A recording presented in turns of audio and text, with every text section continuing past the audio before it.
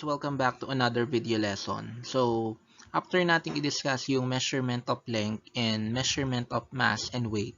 So, yung next topic natin on measurement is measurement of volume. So, let's have the lesson objectives. Of course, we will be defining volume. So, kasi yung volume kasi, naririnig natin siya sa iba't ibang mga sitwasyon. So, marami pong definition yung volume. So, i-define natin yung volume in terms of measurement. And then, of course, we will convert units of volume using the English and metric system of measurement. So, kagaya lang din ng pag-convert natin ng units of length, units of mass and weight. So, i-convert po natin from metric to metric, English to English, English to metric, and vice versa. And after that, we will solve word problems involving conversion of units of volume. So, measurement of volume. So, when we say volume, volume is the amount of space that an object occupies. The volume of a container is considered to be the capacity of the container. This is measured by the number of cubic units or the amount of fluid it can contain and not the amount of space the container occupies. So, naririnig natin yung word na volume sa TV, di ba? Kung gusto nating lakasan yung volume ng TV o kaya gusto nating hinaan. Okay. So, nakikita din natin yung volume sa mga journals, newspaper. Okay, halimbawa, may certain article na nilabas. Meron volume 1, volume 2, o kaya yung mga libro. And then, yung volume naman, in terms of measurement, yan, is the amount of space that an object occupies. So, halimbawa, meron tayong drinking water, yung bottled water. So, bibili tayo ng tubig sa tindahan. So, yung volume ng tubig na yun is nakadepende dun sa container.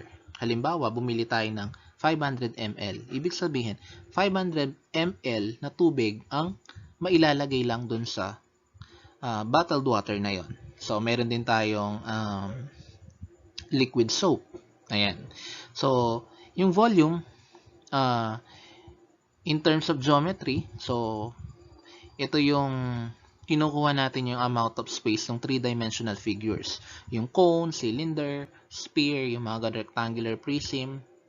So, and then, minemeasure natin yung volume in cubic units. Okay. So, kung area, square units, volume naman, cubic units. So, yung basic unit natin for volume is cubic meter. So, ayan, m cube, m to the third power. For volume of solids, cubic centimeter is the metric unit commonly being used. Okay, volume of solids. So, ito po yung mga sinabi ko kanina, yung three-dimensional figures. So, meron kasi tayong two-dimensional figures na kung saan ang dimension lang po is length, width, o kaya base height. Ganyan. Pag sinabi nating solids, 3 dimensions. Pwedeng magkaroon ng length, width, height. And then, lastly, for volume of fluids, so kapag fluids naman ang pinag-uusapan natin, liters and milliliters are being used. So, pag bumili tayo ng tubig, bumili tayo ng liquid detergent, pag bumili tayo ng yung mga gamot na in syrup form, 'di ba? So liters po 'yan and milliliters. So pag bumili tayo ng soft drinks, liters din 'yan or ml. So depende po sa size po ng ating binibili. So here are the conversion factors sa pag-measure ng volume.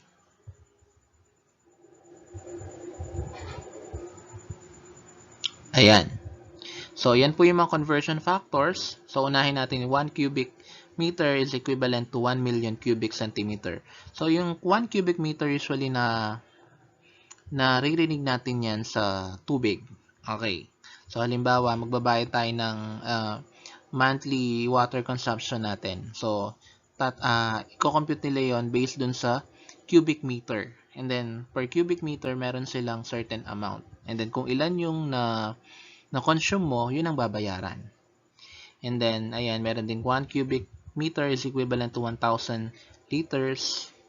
And then 1 cubic decimeter is equivalent to 1 liters. 1 cubic centimeter is equivalent to 1 ml. So, yung ml, naririnig din po natin yan sa mga shampoo, sa sachet ng shampoo, o kaya yung nakabote. Okay, makikita natin doon yung capacity no or laman nung shampoo. And then, meron din po tayo dito yung 1 cubic meter is equivalent to 35.3 cubic feet. So, yung cubic feet, English system units po sila. Kagaya din ng inches. Ayan. And then, 1 gallon. So, usually yung gallon na yung naririnig po natin yan sa ice cream. Ayan, o kaya yung mga tubig. So, yung mga binibili ng mga magulang natin, yung mga ginagamit ng baby, halimbawa Wilkins, ayan. So, gallon po yan. And then, yung mga pinaglalagyan natin ng mga purified drinking water. So, gallon din po yan. So, 1 gallon is approximately equal to 3.79 liters. So, usually yung mga gallons na yan, quarts, pint, naririnig po natin yan sa mga ice cream. Ayan, yung mga nabibili nating ice cream. So, and then, kapag nagbe-bake naman tayo ng mga cakes, ayan, 1 cup, meron tayong mga measuring cup na ginagamit, wherein 1 cup is equivalent to 16 tablespoons. So, aware tayo na yung cup na yan, depende po sa laki. Pero, kapag measurement ang pinag-uusapan natin, meron po tayong ginagamit na measuring cups. Ayan. And then, 1 cup is equivalent to 16 tablespoons. So, tablespoons. So, yung mas malaking kutsara. And then, kapag teaspoons naman, yung syempre yung mas maliit. So, 1 cup is equivalent to 16 tablespoons and then 1 tablespoon is equivalent to 3 teaspoons. So, yan po yung mga conversion factors under measurement of volume. So, again, hindi pa rin naman nagbago kung paano yung way ng pag-convert natin ng 1 unit to another unit. So, yan pa rin naman po yung formula. So, ang kailangan lang nating tandaan is yung mga conversion factors. Madali kasing i-convert yung mga units to another units once aware tayo sa mga conversion factors. So, let's start with number 1 problem. Convert 24.5 cubic meters to cubic centimeters. So, ayan. So, yung cubic meters, bigger unit po siya. Yung cubic centimeter naman is smaller unit. So, based dun sa ating conversion factor, 1 cubic meter is equivalent to 1 million cubic centimeters. So, paano natin yan isosolve? Sulat lang natin yung 24.5 cubic meters. I-multiply natin dun sa conversion factor na nakalista dyan. So, make sure meron po tayong makakancel. So, isusulat natin sa taas yung ating desired unit. So, 1 million cubic centimeter. So, cubic centimeter po yung ating desired unit. And then, sa ilalim, sa denominator niya is 1 cubic meters. So, ayan, pwede po natin i-cancel out yung cubic meters. And then, we will multiply the remaining numbers. So, 24.5 times 1 million cubic centimeters is equivalent to 24,500,000 cubic centimeters. So, kapag kasi yung bigger units, kino-convert natin into smaller units, lumalaki yung number. So, let's have number 2. How many liters are there in 3.5 cubic meters? Ayan. So, liters, pag pinag-uusapan po natin yan yung amount of fluids. Ayan. So, usually liters, naririnig natin yan sa soft drinks, sa tubig, yung mga binibili natin na nakabote. Okay. So, how do we convert liters into cubic meters? So, based on sa conversion factor, 1 cubic meter is equivalent to 1,000 liters. Now, we write 3.5 cubic meters times 1,000 liters over 1 cubic meter. So, our desired unit here is liter. So, yun din dapat matira. So, pwede na natin i-cancel out yung cubic meters. And then, multiply natin yung remaining numbers. So, 3.5 times 1,000 liters, that is equal to 3,500 liters. So, I hope marunong kayo mag-multiply ng decimals. So, napag-aralan na po ninyo yan nung elementary. So, this will be our final answer. For example number 3, 150 liters is equivalent to blank cubic decimeters. Okay. So, i-convert natin yung 150 liters into cubic decimeters. Ano nga ba yung conversion factor? So, that is 1 cubic decimeter equivalent to 1 liters. Okay. So, by the way, kapag nagko-convert tayo ng units of volume gamit yung metric converter, di ba, nagmo-move tayo ng decimal places to the right o kaya to the left based on sa given. So, kada hakbang po is 3 decimal places po ang katumbas. Okay? Di kagaya kung length lang, kada hakbang isa lang. Okay? Pag area naman, kada hakbang dalawa. So, 1 cubic decimeter is equivalent to 1 liters. And then we write 150 liters times 1 cubic decimeters over 1 liter. As you can see, pareho lang po yung ating numerator tsaka denominator yung in terms of their number. So, ika-cancel out natin yung liters. Ayan. Obviously, our answer will be 150 cubic decimeters. So, mapapansin nyo, parehong 150 yung number natin. Magkaiba lang po ng units. For example number 4, if 1 cubic feet is equal to 1,728 cubic inches, how many cubic inches are there in 6 1/4 cubic feet? So, if you still remember, 1 foot is equivalent to 12 inches. Kaya, i-multiply man natin yung 1 3 times, 1 pa rin naman yun. So, 1 cubic feet. So, paano lumitaw yung 1,728 cubic inches? So, yung 12 inches, raise natin to the third power. That is 12 times 12 times 12. Yung product po is 1,728 cubic inches.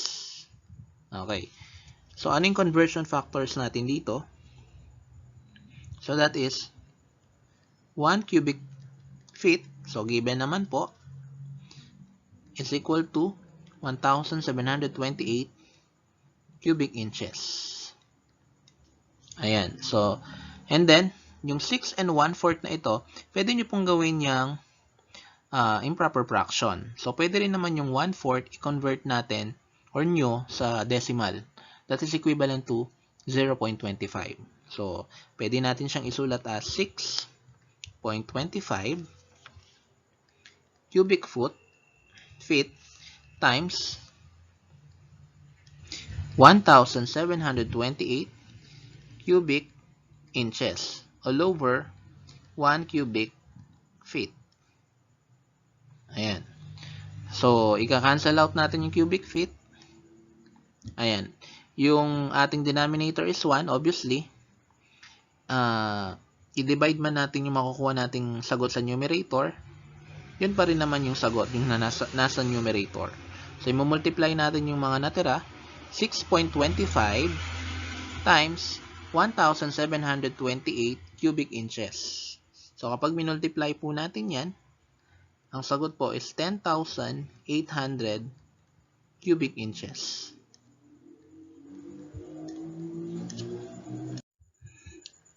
So, let's have example number 5. A regular hair shampoo sachet is about 12 ml. A dozen of shampoo is equivalent to how many liters? So, kapag bumibili tayo ng shampoo, so kadalasan nakikita natin na in terms of ml yan.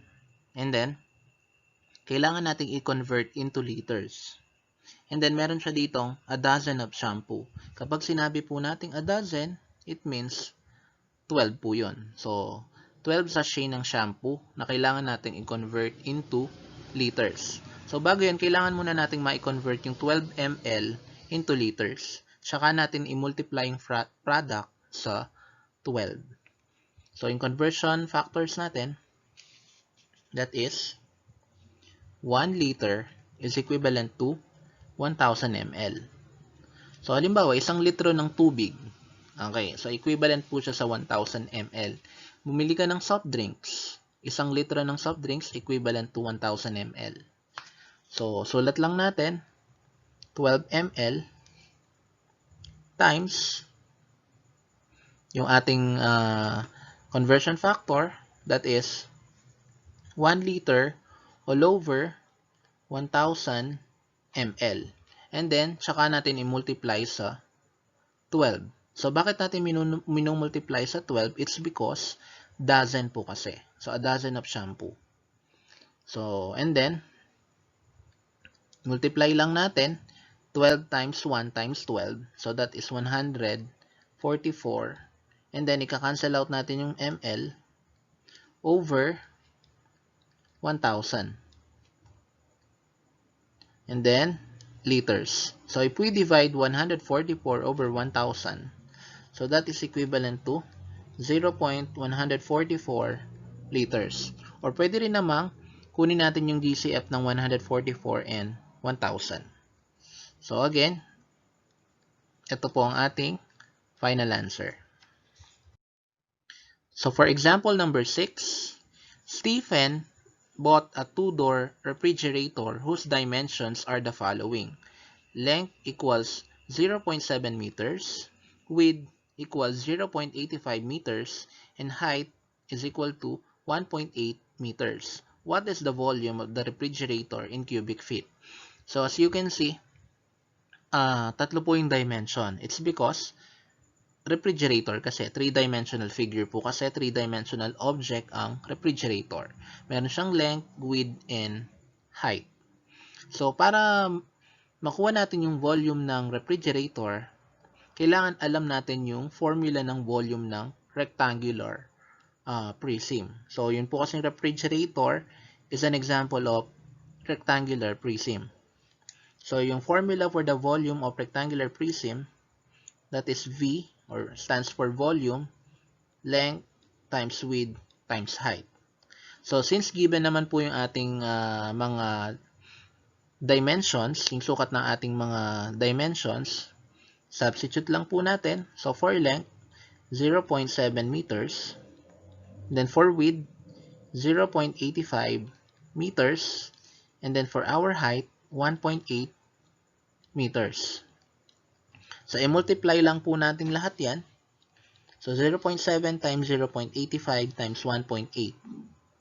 So, ang product po niyan, kapag minultiply po natin, is 1.071 cubic meters. So, bakit naging cubic meters? So, yung rule po kasi natin sa product rule, so sa laws of exponents, kailangan po natin i-add po yung exponents ng same bases. Kaya 1 plus 1 plus 1, kaya naging 3. And since pinag-uusapan nating volume, in terms of cubic units po sila. So ito po yung nakuha nating volume, 1.071 cubic meters. And then, based dito sa ating problem, kailangan nating ibigay ang sagot in cubic feet. Okay. So paano naman po yun? So, kakailanganin natin yung conversion factor na 1 cubic meter is equivalent to 35.3 cubic feet. Ayan. So, since given na yung cubic meter, madali na nating maiko-convert yun into cubic feet.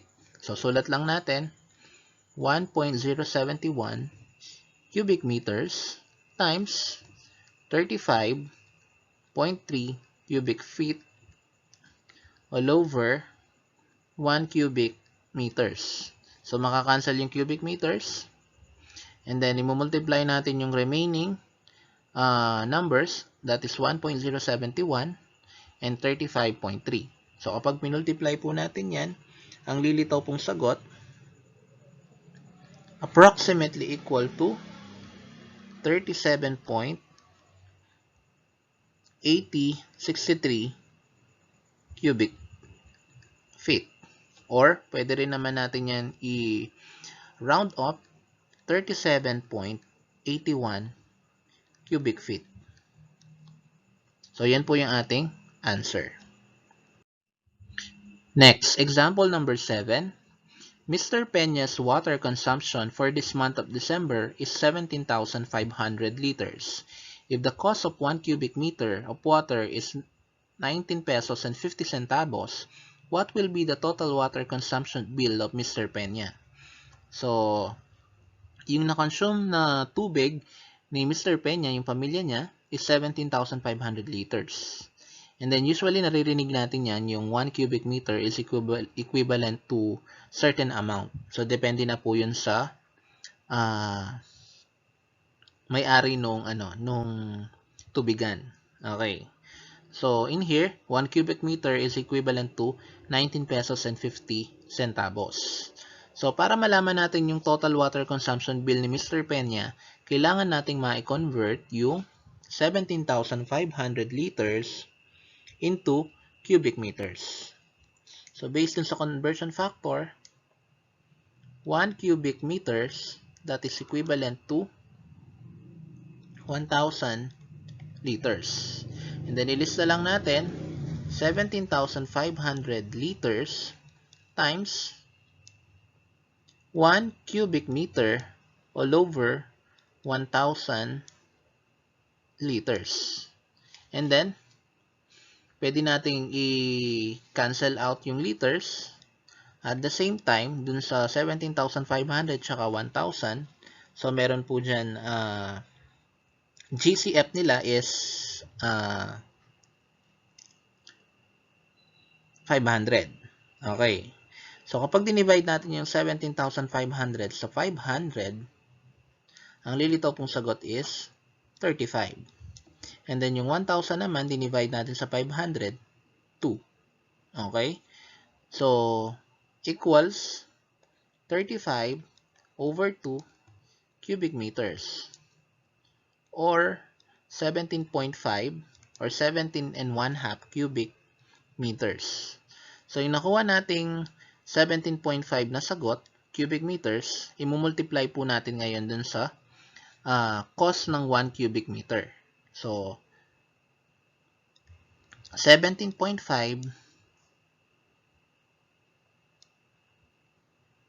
cubic meters times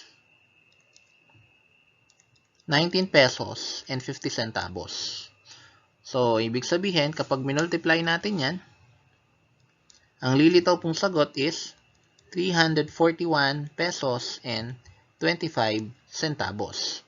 Sir, ano po yung 341 pesos and 25 centavos na yan? So, yan po yung total water consumption bill of Mr. Peña for the month of December. So, yun po yung kanyang babayaran. So, for example number 8, 5 gallons of house paint is equivalent to how many liters? So, 5 galon ng pintura. So, kailangan nating i-convert into liters. So, ano yung conversion factor natin dyan? So, 1 gallon, so 1 GL, yun po yung shortcut ng gallon, is approximately equal to 3.79 liters. So, sulat lang natin, 5 gallon, so 5 gal, times 3.79 liters over 1 gallon. So, ika-cancel natin yung gallon, and then i-multiply natin yung natira. So, 5 times 3.79 liters, that is equal to 18.95 liters. So, ito po yung katumbas ng 5 galon ng pintura. 18.95 liters. So, for our example number 9, 35 pints of ice cream is equal to how many gallons? So, usually meron tayong nabibili sa tindahan o kaya convenience store na pint of ice cream. So, ito yung parang nakakap ng medyo malaki, medium size lang. And then, yung solo lang siya, pang solo lang. So, yun po yung pint of ice cream. So, na kailangan nating i-convert into gallons. So, ang gagawin natin dito, kailangan muna nating i-convert yung pint into quarts. And then, yung nakuha nating sagot doon, na in terms of quarts, i-convert natin into gallons. So, yung mga conversion factors, ito, 1 quart is equivalent to 2 pints. And then, 1 gallon is equivalent to 4 quarts. So, solve natin siya. 35 pint or PT, so yun po yung shortcut for pint, times 1 quart, QT naman po, over 2 pint or 2 pints, times 1 gallon over 4 quarts. So, maika-cancel na po natin yung pint, yung quarts. As you can see, natira po yung desired units natin na gallon. So, and then, 35 times 1 times 1, obviously, 35 ang sagot, over 8. So, i-divide lang po natin yung 35 sa 8. So, that is equal to 4.375 gallons. So, pwede rin namang 4 and 3 over 8 gallons. So, ito po yung ating final answer.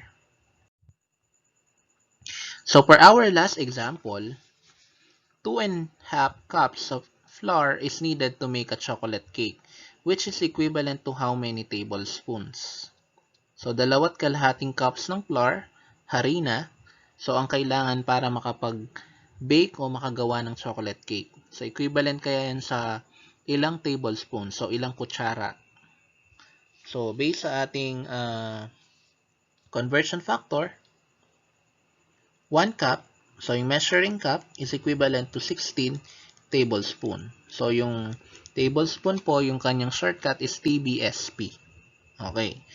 So, lista lang natin, 2.5 cups. So, 2 and 1 half, that is 2.5 cups times 16 tablespoon over 1 cup. And then, we will cancel out cups.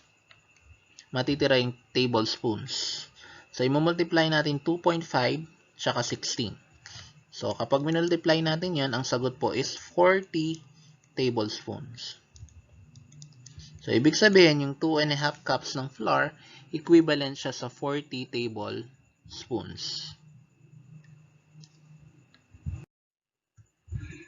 So, after natin pag-aralan yung measurement of volume, so, ang next naman na topic natin na pag-aaralan, measurement of time. So, pag-aaralan natin yung pag-measure ng oras. So, yung pag-convert ng mga units of time. So, yun lang. Maraming salamat.